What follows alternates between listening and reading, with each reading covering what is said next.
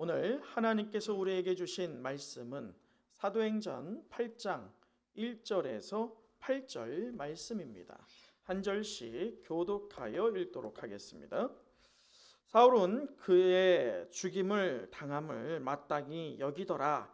그날에 예루살렘에 있는 교회에 큰 박해가 있어 사도 외에는 다 유대와 사마리아 모든 땅으로 흩어지니라.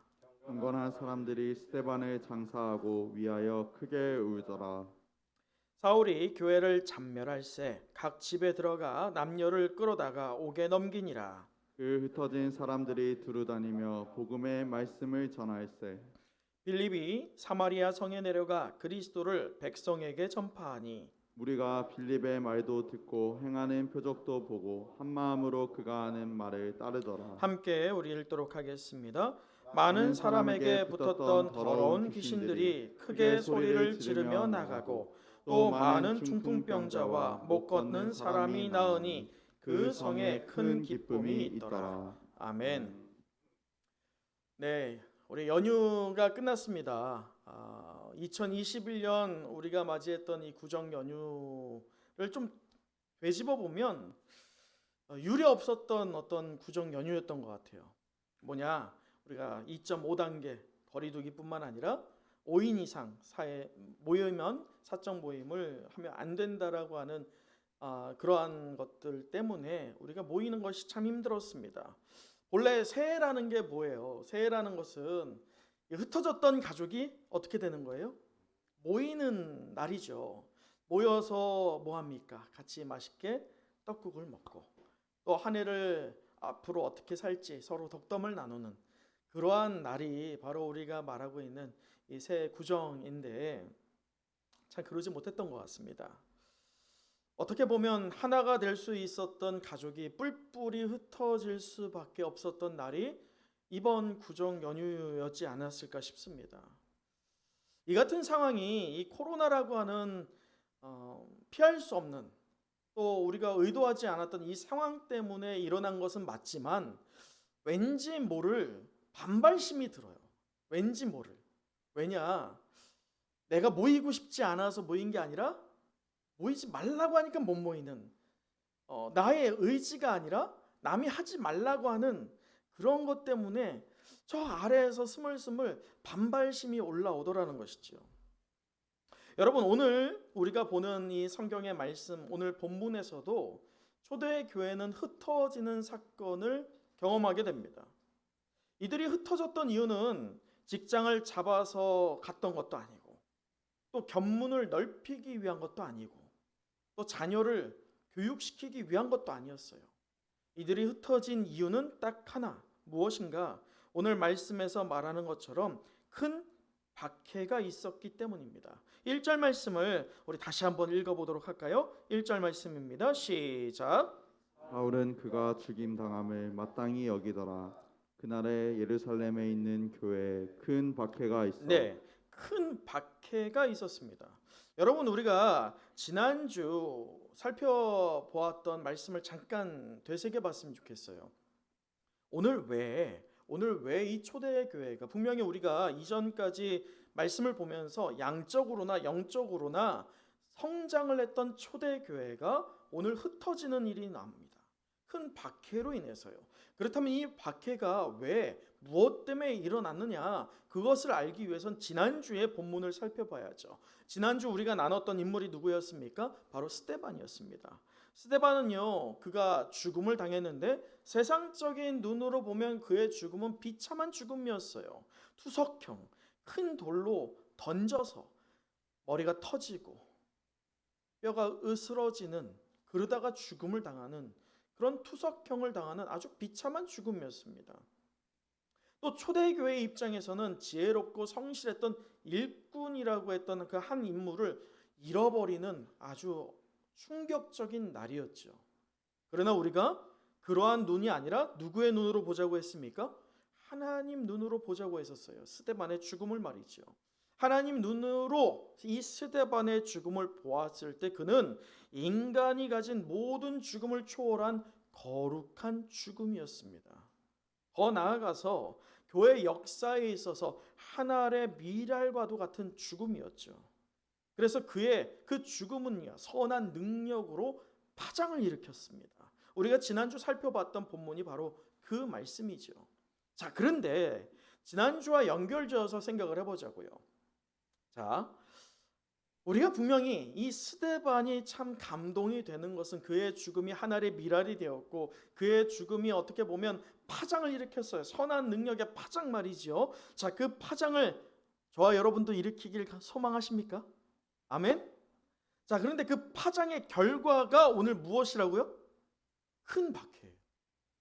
아니, 이럴 수가. 어떻게? 분명히 하나님의 말씀과 하나님의 능력에 의지해서 순종했던 스데반은요, 그의 인생의 말로가 인생적인 인간적인 눈으로 보면 어떻게 됐어요? 비참한 죽음이었어요. 또 하나님께 순종한 결과 초대교회는 어떻게 됐어요? 큰 박해를 당하고 있다는 것입니다. 사랑하는 은성의 권성 여러분, 오늘 본문의 1절에서 3절은요, 우리가 지난주 살펴봤던 사도행전 6장 8절에서부터 시작되었던 이 스데반 이야기의 종결부에 해당됩니다. 그래서 이 사도행전의 저자 누가는요, 하나의 효과를 이 1절에서 3절 안에 주고 있어요. 자, 잘 보세요. 자, 1절 초두에 보면 누가 나옵니까? 사울이라는 인물이 등장합니다. 굳이 이 누가는 사도행전을 기록하면서 오늘 큰 박해가 있을 때에 그 큰 박해를 조명하면서도 하나의 다른 인물을 집중합니다. 그게 누구예요? 사울이에요. 말씀을 계속 보시죠. 자, 2절 경건한 사람들이 스데반을 장사하고 위하여 크게 울더라. 자, 여러분, 이게 이 이스라엘이 성경을 기록하는 효과입니다. 뭐냐면 대꾸법, 크게 두 가지의 반대 효과를 가지고 극명한 대조를 이루는 게 대꾸법인데, 2절에서 자, 스데반의 죽음에 대해서 초대교회인들은 어떻게 반응했어요? 슬펐죠. 엄청나게 슬퍼했습니다. 상실감이 있다는 거예요. 그 상실감과 슬픔이 큰 날에 동시간대에 이 사울이 어땠느냐를 누가는 굳이 기록하고 있어요. 3절을 보시죠. 사울이 교회를 어떻게 하고 있어요? 잔멸할세. 분명한 대조를 이루고 있습니다. 이스라엘 이 초대 교회들은 이 스데반의 죽음으로 인해서 큰 슬픔을 당면하고 있다라고 한다면, 사울은 어떻게 보면 이 스데반의 죽음을 어떻게 받아들이고 있어요? 희열로 느끼고 있죠. 했다, 자, 끝냈어. 야, 한 방 먹였어. 저 바리새인들조차, 사두개인들조차 못했던 그것을 내가 했어 라고 하는 치열감이 오고 있다는 거예요. 왜 그렇다면 사도행전에 이 저자되는 누가가 굳이 1절에서 3절 이 내용의 흐름상 굳이 없어도 될 내용입니다. 왜냐? 오늘 본문의 주인공은 누구입니까? 빌립이에요.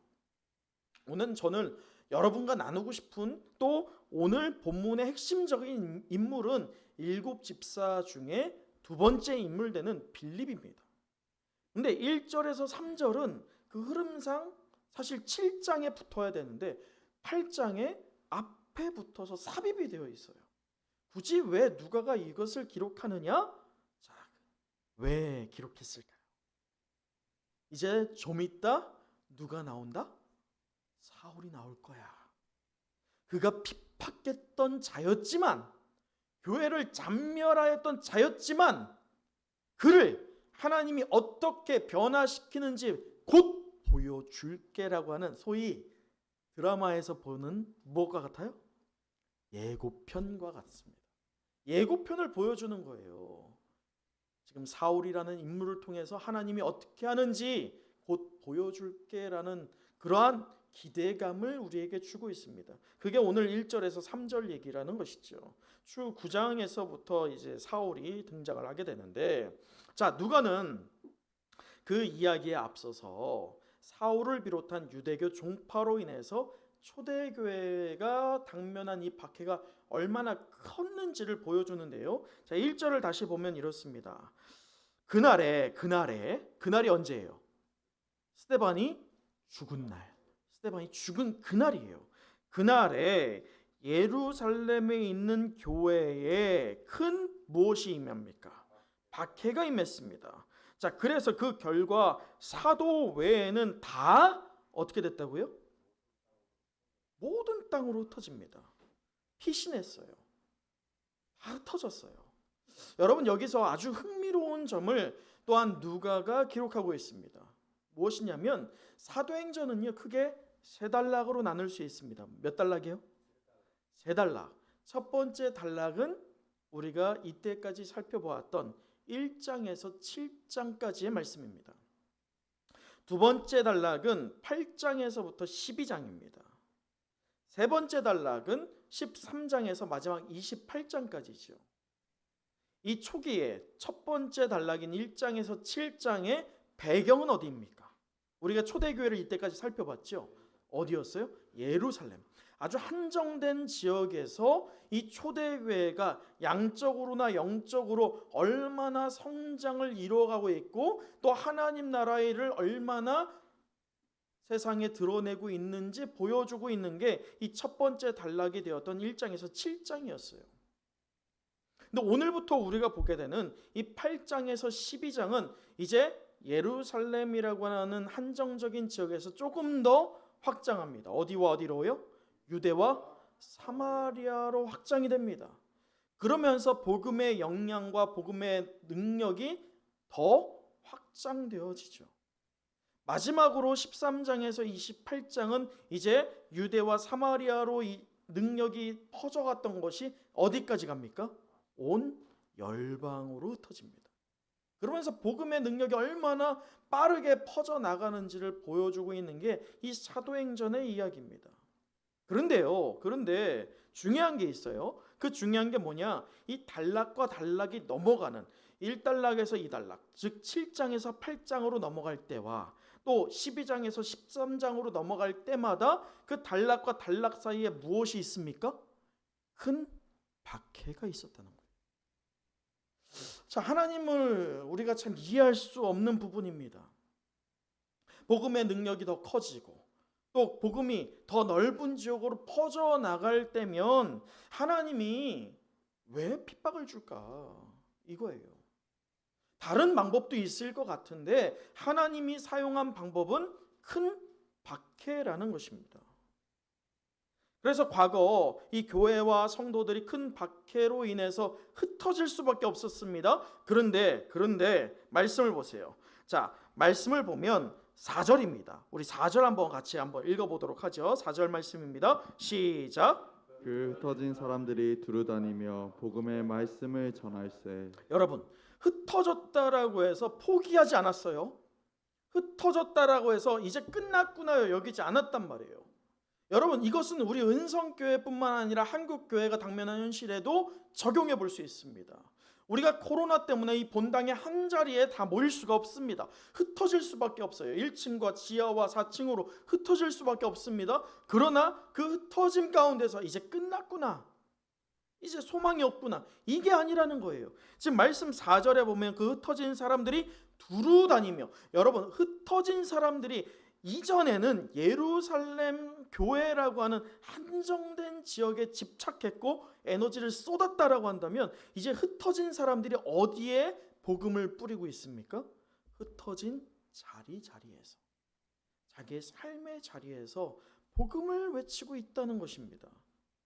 이것은 예수는 그리스도다라고 그 스데반 집사가 외쳤던 복음의 메시지와 똑같은 복음의 말씀들을 이들이 선포했다는 것을 말하고 있습니다. 여러분, 여기서 아이러니한 게 하나가 있어요. 우리 주님께서요, 부활하시고 며칠 동안 제자들과 함께 하셨습니까?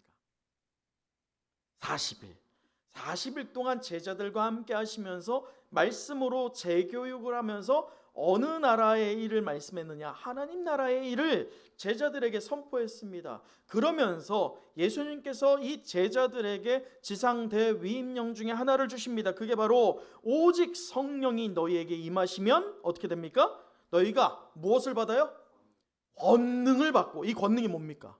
성령의 충만함을 받고, 성령의 충만함을 받고 이제 어떻게 됩니까? 예루살렘과 온 유대와 사마리아와 땅끝까지 이르러 어떻게 됩니까? 내 증인이 되리라. 여러분, 이 말씀이 예수님께서 실현시키는데 오늘 말씀에서부터 말이죠. 무엇으로 실현시켰어요? 큰 박해로. 여러분, 이런 차원에서 보면 오늘 우리가 당면한 이 현실이 참으로 어렵습니다. 연일 교회에 대한 비판적인, 그렇다고 해서 그 교회들을 잘했다라고 할 수 없어요. 저희 교회도 이 방역 지침에 철저히 따라서 예배를 드리려 애쓰고 있지만 이 기간 중에 참 안타까운 것은 저희 교회뿐만 아니라 제 지인의 교회들과 여러 교회들을 다 이렇게 안부를 물어보면 젊은 층들이요 다 주저앉았어요. 또 믿음이 좀 연소하고 연약했던 분들이 다 주저앉았어요. 왜냐, 이 기간이 길어지니까요. 그렇게 따져보면 이 박해라고 하는 것을 오늘 우리도 당하고 있습니다. 이것은 세상이 주는 박해가 아니에요. 사탄이 주는 박해요. 또 우리의 환경에서 당하는 박해입니다. 여러분, 그런데 이걸 주목하셔야 됩니다. 여러분, 하나님이 박해를 주는 대상입니까? 소위 사탄이 박해를 주는 대상입니까? 오늘 하나님은 박해라는 도구를 썼지만 실제 박해라고 하는 그것이 성도에게 있어서 사탄이 주는 겁니까? 하나님이 주는 겁니까? 사탄이 주는 거예요. 자, 여러분, 사탄이 성도들에게 박해를 해서 흩을 때에 그 성도들의 사탄의 마음은 마치 오늘 아까 우리가 보았던 누구의 마음과 똑같아요? 사울의 마음과 똑같죠. 됐어, 한 방 먹였어, 정탈을 먹였어, 이제 꼼짝 못하겠지? 라고 하는 그 마음이 동한다는 것이죠. 그런데 그 박해를 누가 사용하십니까? 하나님이 사용하시는 거예요. 사탄이 승리했다라고 생각할지 모르지만 정작 그 승리는 누구의 승리일 줄 믿습니까? 하나님의 승리일 줄 믿습니다. 즉 한국교회와 우리의 은성교회 성도들이 잠시 지금 흩어짐을 당하고 또 어려움 당하고 신앙이 낭망해서 넘어진다 할지라도요, 우리는 끝까지 포기하면 안 될 줄 믿습니다. 그럴 때 이 박해를 견뎌냈을 때에 비로소 하나님께서 분명한 폭발적인 능력을 우리 머리마다 또 우리 가정마다 허락하여 주실 줄 믿습니다. 여러분, 오늘 말씀을 또 보면서 제가 성령이 과연 무엇일까 생각해 봤는데요. 그러면서 이런 생각을 해봤어요. 여러분, 세상에 재밌는 구경거리가 3가지 있다라고 합니다. 무엇인 것 같으세요? 싸움 구경, 불 구경, 그 다음 마지막 사람 구경입니다. 여러분은 어떤 구경이 가장 재미있으세요? 한번 생각해 보세요. 저는 불구경이었어요. 오해하지 마세요. 어릴 때. 지금은 불구경을 좋아하면 큰일 나죠. 지금은 안 되죠. 어릴 때 제가 불구경이 참 너무 재밌는 거예요. 그런데 그 어릴 때가 몇 살이냐면 6살에서 7살 정도 때. 근데 불구경 하는 게 쉬워요, 어려워요? 근데 옛날에는 사실 불이 좀 자주 났어요. 그래서 불 난다 하면 거기 막 달려가서 불구경하고 그랬었는데요. 이 어린 아이가 불구경하기가 쉽지는 않잖아요. 여러분, 불구경하기 가장 쉬운 방법이 뭘까요? 불을 내는 거예요. 이거 되게 위험한 생각인데 불을 내는 거예요. 근데 기억은 잘 안 나요. 분명한 것은 6살에서 7살 때인데 어디서 났는지 모르지만 라이터 하나를 제가 이 손에 쥐게 된 거예요. 근데 불을 착각착각 하는데 이 실밥을 태워봤거든요. 나일론 실밥이었던 것 같아요. 지금 와서 생각해 보니까 나일론 실밥을 탁 태웠더니 호로록 올라가는 거예요, 불이. 그게 너무 재밌는 거예요. 몇 번을 하다가 더 긴 실로 또 하다가 실이 이제 없는 거죠. 그래서 눈을 이렇게 주위를 둘러봤습니다. 집에서 했거든요. 근데 어머니 화장대 위에 크리넥스 한 박스가 있는 겁니다. 그래서 한 장을 탁 뺐어요. 그리고 이 떨리는 마음으로 불을 붙였습니다. 어떻게 될게요? 잘 타요. 잘 타. 야, 이게 호로록 타는 거에서 확 타는데 이게 희열이 있더라고요. 와, 멋지다. 이 마음이 들더라고요. 2장을 뽑았어요. 한 장에서 만족하지 못해서 2장을 뽑고 그렇다고 집에서 크리넥스에 불 태워보면 안 됩니다. 2장을 태웠더니 어떻게 됐을까요?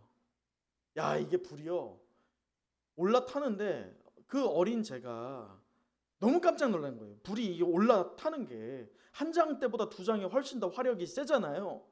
이 불을 어찌할 바를 몰라가는 거예요. 한 장일 때는 이렇게 잡고 있다가 이렇게 확 났거든요.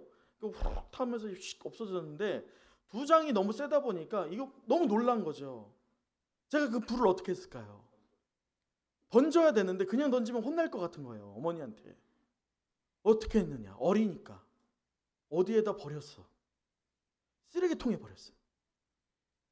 근데 안도의 한숨을 쉬었죠. 이제 됐다, 불이 꺼졌다 했는데, 그때 제 기억에 이 휴지통이 노란색이었거든요. 그 노란색이 빨간색으로 변하는 거예요. 그러면서 한쪽이 녹아. 이상하다 했는데 와, 불이 활활 타는 거예요. 저는 그걸 보면서 야, 불이 이렇게 잘 타네? 그렇게 구경하고 있는데 어머니가 그걸 어떻게 아셨는지 그때 빨리 들어와서 물로 바가지로 끄고 나서 저를 어떻게 했게요? 등짝이 남아나지 않았어요. 저한테 그때 그 기억이 아직도 좀 선명한 것은 2가지 때문입니다. 첫째는 불이 정말 타오를 때는 걷잡을 수 없이 타는구나. 저는 그걸 진짜 경험했거든요. 첫째 때문에 아주 강렬하게 기억이 남아요. 2번째, 이렇게 하면 엄마한테 반 죽는구나. 그것 때문에 제 기억에 너무 강하게 남아 있습니다. 6살에서 7살 때 그 사건이 말이죠. 여러분, 성령의 불도 이와 같을 줄 믿습니다. 아니요, 이것과 비교되지 않죠. 호로록 타던 그런 가짜던 불이요, 한번 불이 붙기 시작하면 멈출 수 없는 큰 불이 되는 게 바로 하나님이 우리에게 부어주시는 성령의 불일 줄 믿습니다. 그렇게 우리 믿음의 성도들은요, 그 성령의 불이 늘 충만해야 된다는 것입니다. 그런데 우리가 때로는 이런 때가 있어요. 분명히 내 안에 성령의 불이 있는데 하나님께서 그 성령의 불로 막 나를 태우는 거예요. 그 성령의 불이 안에서 막 타오르면요, 가만히 있을 수 없습니다. 내 입술로 부르짖어서 기도하게 되고요, 내 입술을 통해서 사람들에게 복음을 전할 수밖에 없습니다. 그런데 그렇게 하는 게 때로는 피곤한 거예요. 그래서 그 안에 어떤 마음이 또 드느냐, 주님 여기가 좋사오니 라고 하는 마음이 우리 안에 드는 거예요. 안주하려 하고 하는 마음이 우리 안에 드는 것이죠. 여러분, 우리가 은성교회라고 하는 이 공동체에 속해 있습니다. 코로나라고 하는 이 어려운 상황을 마주하고 있습니다. 어느 순간까지 안주하겠습니까? 안주했을 때 결국 남는 것은 사탄의 승리밖에 없어요. 하나님께서는 성경 어디를 보아도 안주하라 이제 됐다라고 말한 적은 없습니다. 성령의 능력이 한번 불타올랐을 때에 그것을 꺼버리는 것은요, 우리 인간의 능력도 아니고 사탄의 능력도 아니었어요. 그런데 우리가 안주해 버린다면 우리는 결국 사탄에게 질 수밖에 없다는 것이지요. 그러므로 우리가 이 초대 교회가 당면했던 상황처럼 오늘 우리를 스스로 한정하여서 우리의 삶의 자리에 불을 내려주시는 하나님을 억제하는 게 아니라 우리의 한정되었던 것을 더 넓혀서 하나님께서 부어주신 그 성령의 불을 더욱더 사모하는 복된 저와 여러분 되길 간절히 축원합니다.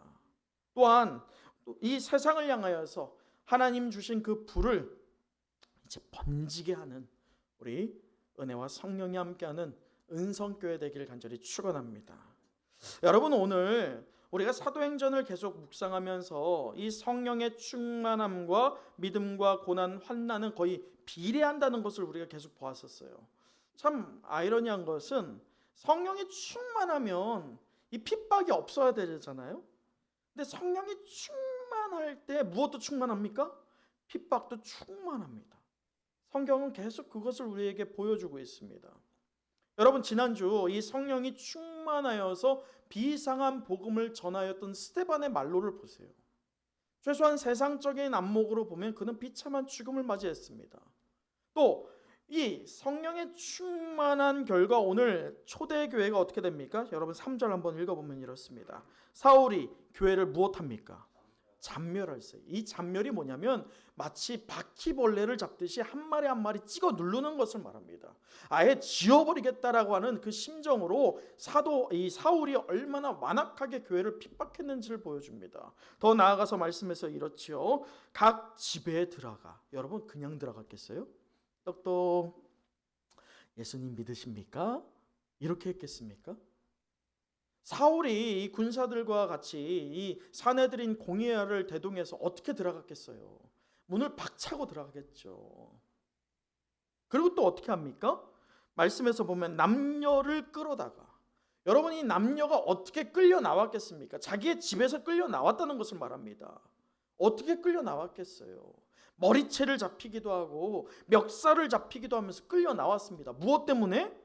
복음 때문에. 성령의 충만한 대가 때문에 그렇게 끌려 나왔어요. 그리고 또 어떻게 됩니까? 옥에 넘기니라. 옥에 던져졌습니다. 감옥에 내동정이 쳐졌어요. 무엇 때문에? 복음의 능력 때문에. 이렇게 보면 복음은 참 우리한테 무가치한 게 아닐까 이렇게 생각될 수도 있습니다. 그런데 이들이 포기했느냐? 아니요. 아까 우리가 말씀을 본 것처럼 이들은 그런 핍박이 있고 박해가 있었지만요, 결코 포기하지 않았습니다. 왜냐? 분명히 깨닫고 있었기 때문이에요. 하나님께서 우리를 위하여서 저 독생자 그리스도를 보내주셨고 그의 피로 인하여서, 그의 십자가의 도로 인하여서 내가 이제는 죄인이 아니라 하나님의 아들과 딸들이 되었다라고 하는 그 분명한 믿음의 고백이 있었습니다. 그렇기에 그들이 4절처럼 그 터진 사람들이 두루 다니며 무엇을 전합니까? 복음의 말씀을 전했습니다. 할렐루야. 여러분, 예수 그리스도다라고 하는 이 복음의 말씀은 전하는 이 초대교회의 모습, 영적으로 점점 성장하고 있음을 아주 우리에게 주목하게 하고 있습니다. 이들이 숫자적인 것은 흩어졌기 때문에 작아졌을지 모르지만 최소한 영적인 것은 흩어졌지만 오히려 어떻게 되고 있습니까? 날로 강해져 가고 있음을 보여주고 있어요. 그렇습니다. 하나님께서 주목하고 있는 것은 세상의 흐름이나 분위기가 아니었어요. 하나님께서 주목하고 있는 것은 오직 우리 믿음의 성도가 그렇게 성장해 나가는 것, 성령 충만해서 복음의 말씀을 전파하면서 점차 성장해 나가는 것일 줄 믿습니다. 할렐루야. 그래서 영적으로 우리 역시나 퇴보하는 것이 아니라 성장하기를 힘쓰는 오늘 우리가 되어야 할 줄 믿습니다. 여러분 6장에서 이 사도들과 초대교회는요, 기도하는 일과 말씀 사역에 힘쓰는 것을 위해서 몇 사람을 뽑습니까? 7사람을 뽑았어요. 그 중에 대표가 누구였어요? 스데반이었어요. 그 스데반, 분명히 이 스데반이 대표였는데 오늘 새로운 인물이 이제 등장을 합니다. 5절을 한번 읽어보도록 하죠. 5절 말씀입니다. 시작. 빌립이 사마리아 성에 내려가 그리스도를 백성에게 전파하니. 여러분 이 빌립도 스데반과 비등하게 변화받은 사람이었고 또 영적으로 성장을 이룬 사람이었음에 분명합니다. 왜냐? 그가 지금 어디로 가고 있어요? 여러분 분명히 말했죠. 8장에서 12장까지는 이 예루살렘으로 한정되었던 교회가 퍼져나가는데 어디와 어디로? 유대와 사마리아로. 그러면 최소한 어디로 가는 게 맞습니까? 유대로 가는 게 맞죠. 왜냐? 사마리아는 최소한 이 유대인의 법으로 따져봤을 때면 정결하지 않은 곳입니다. 부정한 곳이에요. 더러운 곳입니다. 이 유대인의 정서로 따져봤을 때면 거기에 내가 간다라고 하면 나도 어떤 사람이다? 더러운 사람이에요. 그래서 안 갑니다. 기피합니다. 그러나 오늘 성령을 받은 빌립이 어딜 가고 있습니까? 그가 자청해서 사마리아로 가고 있습니다. 이것은 우리에게 큰 도전을 줍니다. 하나님께서 믿음의 성도를 들어서 분명히 우리가 원치 않는 자리에 우리를 놓을 때가 있다는 거예요. 하나님 왜 나한테 이런 환경을 주십니까? 왜 내게 저런 사람을 만나게 하십니까? 그게 아니에요. 오늘 빌립을 들어서 사마리아에 보내신 것처럼 저와 여러분을 집어서 그 자리에 놓으신 분이 하나님이실 줄 믿습니다. 그렇다면 그 자리에서 여러분이 불평하고 하나님께 불만을 토로하는 게 아니라 오히려 오늘 빌립처럼 복음의 말씀을 선포하는 놀라운 역사가 일어나길 간절히 소망합니다. 여러분 오늘 보세요. 빌립이 어떻게 했느냐, 참 흥미로운 점이 있어요. 오늘 말씀에 보면 말이죠. 한번 6절을 읽어보면 이래요. 무리가 빌립의 말도 어떻습니까? 자, 들었어요. 또 행하는 표적도 어떻게 됩니까? 봤어요. 그 결과 한 마음으로 그가 하는 말을 따랐네요. 자, 여러분 우리가 누가의 의도를 지난주에 살펴봤었어요. 자, 그럴 때 사도행전을 통해서 우리가 알 수 있는 게 하나님의 이 복음의 능력을 통해서 스데반이 그랬죠. 또 초대교회가 그랬듯이 어떤 부류에서는 이 도에 복종하니라라고 하는 그런 긍정적인 반응이 있었지만 지난주 우리가 말씀을 본 것처럼 스데반 같은 경우 분명히 그도 하나님의 말씀을 증거했고 옳은 복음의 말씀을 선포했지만 그것을 이 도를 따르니라라고 했습니까? 결과가 아니죠. 분노함으로 오히려 역으로 누구를 죽였습니까? 스데반을 죽이는 사건이 일어났었습니다. 자, 그러면 오늘 이 빌립이 전하고 있는 이 상황 누구하고 비슷합니까? 스데반과 똑같아요. 여러분 8절을 보세요. 6장 8절. 6장 8절을 보면 이렇게 기록되어 있습니다.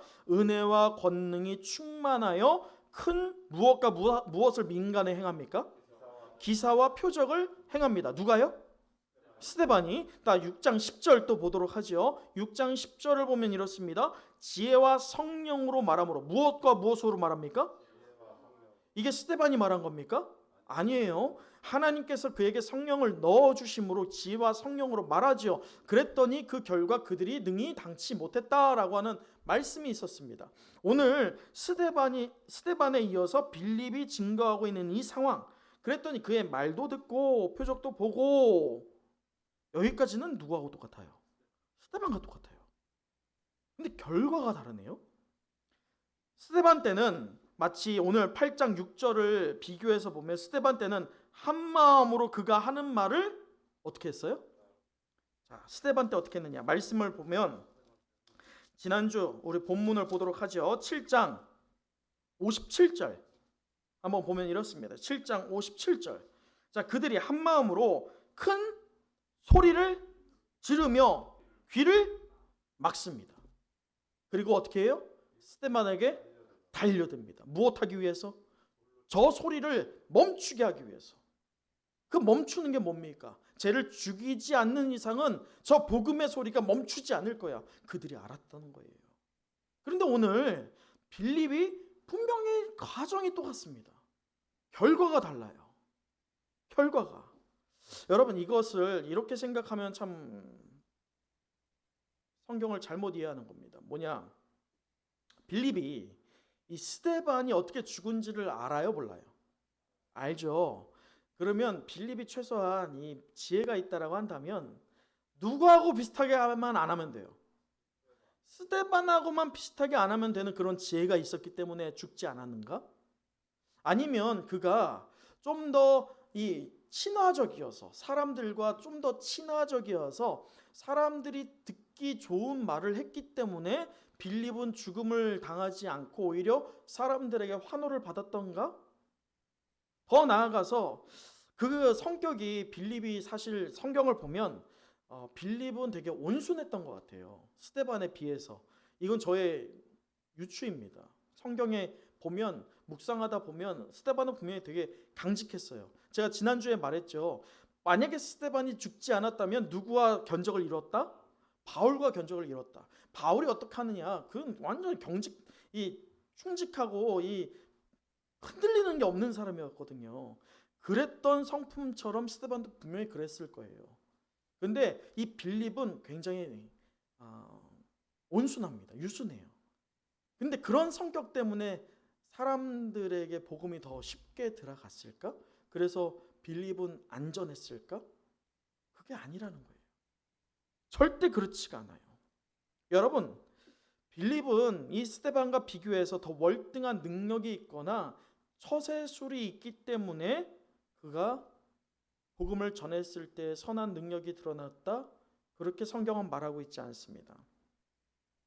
스데반의 순교를 시작해서 이 큰 박해로 흩어지게 된 초대 교회이지만 예루살렘이라고 하는 이 한정적인 장소를 초월하기 위해서 하나님께서 누구를 사용하신 겁니까? 스데반을 사용하신 거예요. 그 스데반은 하나님의 의도를 알았다 몰랐다? 알았다는 거예요. 제가 지난주 말씀 나눴잖아요. 분명히 정도를 지켜서 딱 멈췄으면 돼요. 그러면 분노는 일어났겠지만 죽지는 않았어요. 그러나 스데반은 그 분위기를 분명히 알면서도 끝까지 갑니다. 끝까지 전할 복음을 완료를 합니다. 예수 그리스도가 부활했다, 살아 계신다, 이것을 증거하죠. 그 결과 죽었잖아요. 하나님께서는 그의 죽음이라고 하는 이 파장을 통해서 오늘 그 파장이 누구에게까지 오고 있어요? 빌립에게까지 오고 있는 거예요.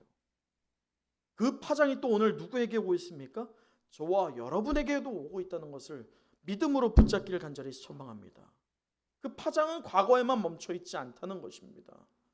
살아 역사하시는 하나님이 과거의 스데반을 통해서 또 오늘 빌립을 통해서 더 나아가서 미래의 저와 여러분을 통해서 이 복음의 능력이 드러나게 허락하실 줄 믿습니다.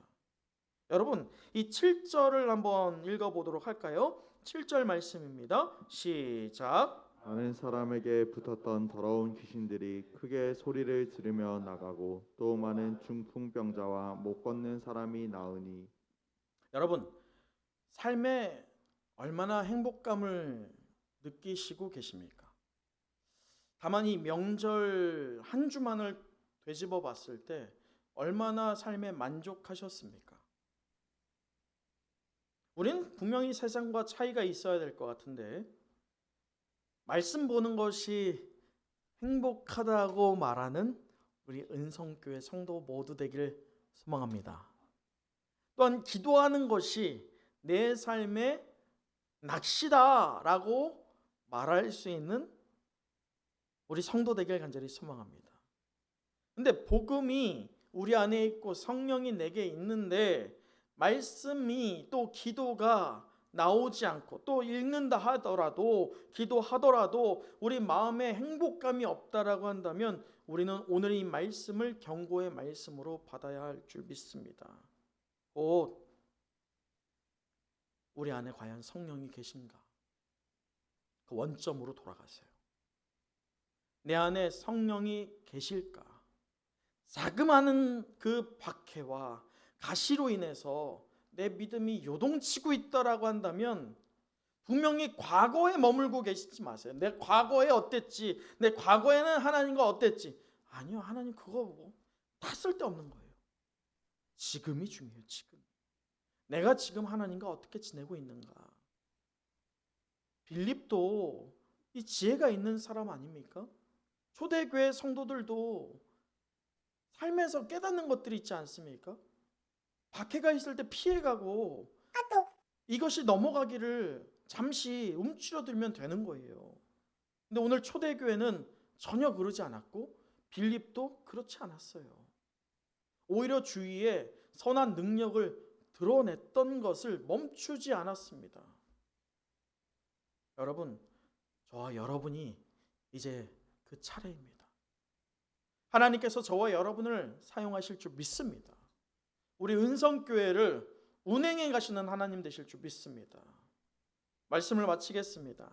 우리 사도행전을 통해서 하나님 나라의 일을 우리의 은성에 속한 성도와 가정에 우리가 적용해 보면서 오늘 흩어짐이 축복의 통로가 되다라고 하는 말씀의 제목으로 은혜를 함께 나눴습니다.